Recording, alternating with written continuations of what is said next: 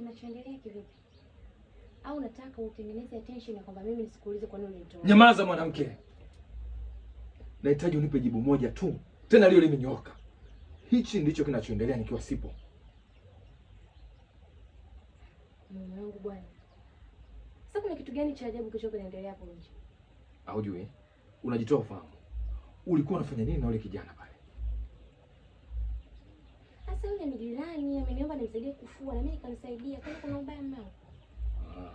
Kwa hiyo ina maana mimi nimeolea majirani, si ndio? Umekuwa shamba la bibi ambapo kila mtu anachotaka anapata.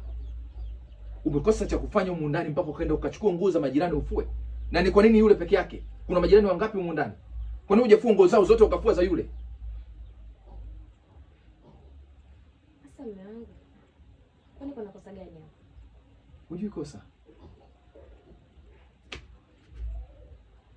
Hivi nimeoa mke, nimeoa takataka. Haujui kosa lako? Mke wangu unajisahau.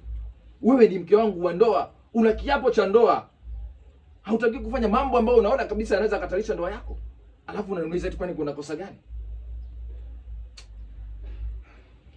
Basi naomba nisamehe mama, haitojirudia tena. Tena naomba sijirudie. Yaani kaa mbali kabisa na mambo ya kipumbavu ambayo unataka kuyafanya. Mimi nakupenda sana mke wangu. Nakupenda zaidi unavyofikiria. Lakini haya mambo yanaweza katarisha hii ndoa. Na siku zote mpumbavu na ni mjinga ni mwanamke ambaye anavunja ndoa yake kwa mikono yake. Unataka kufikia huko? Hapana.